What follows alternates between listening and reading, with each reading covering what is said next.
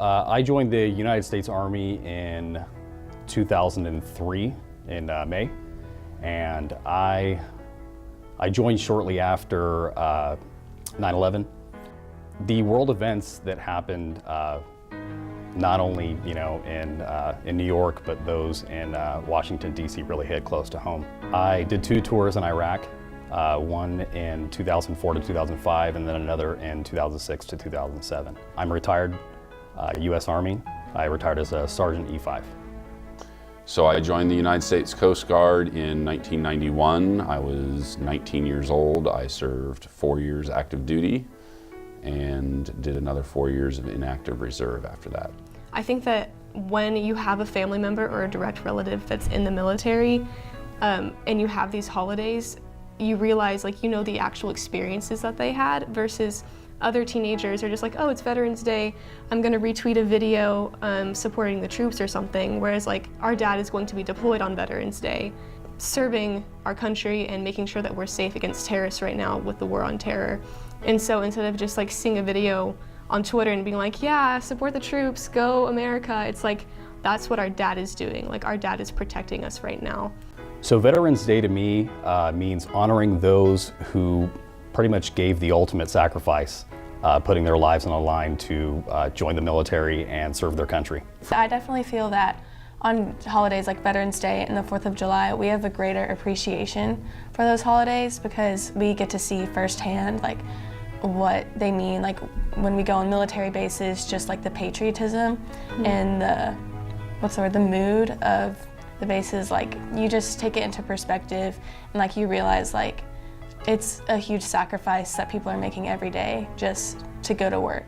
But for me, Veterans Day it's special because I know that my family, and my ancestors have really done their part to try to keep America a wonderful place for us to live, and I really appreciate their sacrifices in the past, and then of course the present day veterans I really look up to.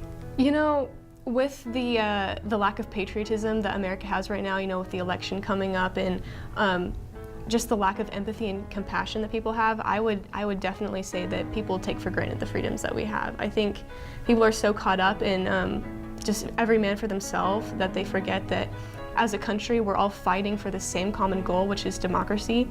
And it really breaks my heart that people are just so dog eat dog and so apathetic to the troops. I mean, some people refuse to put their hand over the heart for the national anthem, and there are so many people who have lost their lives to protect the fact that we get to sing our own national anthem. And I mean, that's just the most disrespectful thing to say, oh, your family member might have fought for their life to serve the country, but I'm not going to put my hand over the heart for the national anthem.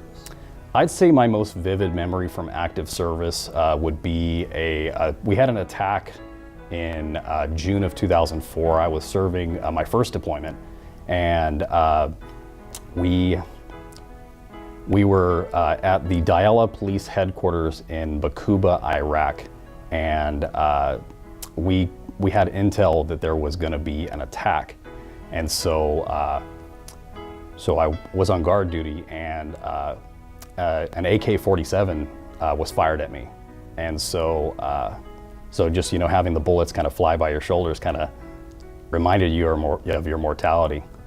There was one particular time where we had to go and rescue a shrimp vessel that was off the coast of California in very bad weather, and I'd never seen waves that high, and I certainly never was sailing through it in a 44-foot long motor lifeboat, and there's just the 4 of us, and you just trust each other in your training, and you go off and you get the job done.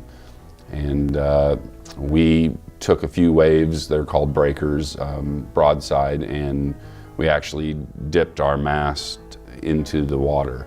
So we took about a 95-degree roll, and I was on the high side, and so I was looking down on my buddy who actually was submerged in the water. And that definitely was really scary, but you just trust your training and you get through it.